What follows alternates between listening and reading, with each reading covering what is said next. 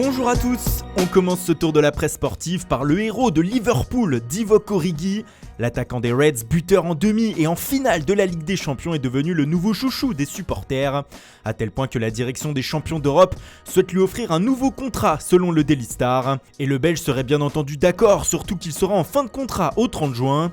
Un sacré retournement de situation pour l'ancien Lillois, quand on sait qu'en milieu de saison son temps de jeu était pauvre et que Jürgen Klopp ne comptait pas sur lui. On reste en Angleterre et direction la ville de Manchester où le duel entre City et United ne s'arrête jamais, semble-t-il. Après le terrain toute la saison, c'est sur le marché des transferts que le derby continue l'été. Selon le Mirror, les deux clubs de la ville se livrent une véritable guerre pour tenter d'attirer dans leur rang la pépite de Benfica, Joao Félix. Le Real Madrid et la Juventus Turin seraient aussi sur le dossier. Le club portugais réclamerait environ 135 millions d'euros pour lâcher son prodige. Mais il n'y a pas que sur Joao Félix que les deux clubs mancuniens se tirent la bourre. Selon le Manchester Evening News, le milieu de terrain du Sporting Bruno Fernandes fait aussi l'objet d'un duel entre les deux formations. Alors sur les deux dossiers, qui aura le dernier mot ?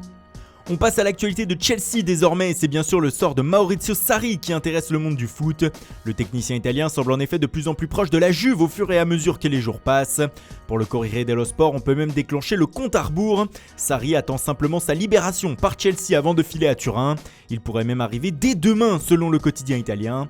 En tout cas, cette arrivée semble faire l'unanimité. Selon Tuttosport, même la star du club Cristiano Ronaldo valide le choix de l'ancien coach de Naples. CR7 dit oui à Sarri, titre le média. La Gazzetta dello Sport fait elle dans le jeu de mots en écrivant que la Juve et Sarri c'est un mariage à l'église.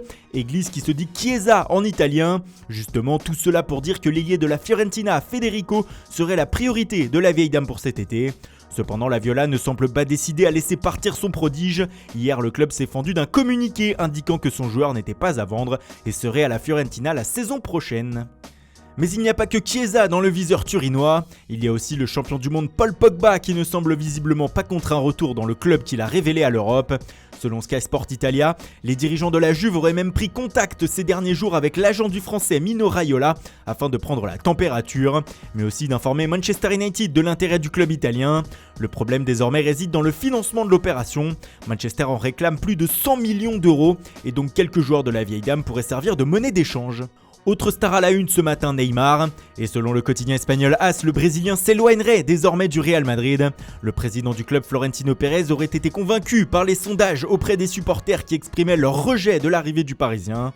Mais comme vous le savez, ces derniers jours, Neymar a été mis en cause dans une affaire de viol. Un cas très grave auquel le Real Madrid ne veut semble-t-il pas être associé. D'où l'éloignement des merengues.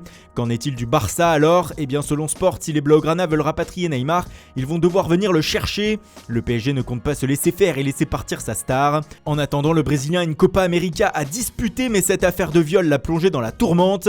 Il va même être convoqué par la police, comme le rapporte l'équipe, puisque pour sa défense, la star a publié une vidéo montrant la totalité des messages envoyés avec la jeune femme. Des messages très intimes dont Neymar devra s'expliquer. Publier des photos de ce genre sur internet est passible de 5 ans de prison.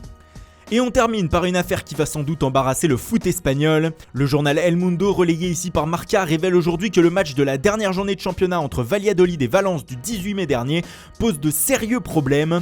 En effet, les Valencians se sont imposés 2-0 et se sont qualifiés pour la Ligue des Champions. Mais des enregistrements indiquent que la rencontre aurait pu être truquée. En effet, 7 joueurs de Valladolid auraient été achetés par 2 hommes extérieurs à la partie, Carlos Aranda et Raúl Bravo, 2 anciens joueurs, afin de miser de grosses sommes d'argent sur une victoire des Valencians. Dans les enregistrements, on entend Aranda dire à des joueurs locaux « Pariez 10 000 € et vous en remporterez 20 000 ». Un énorme scandale qui pourrait bien éclabousser tout le foot espagnol.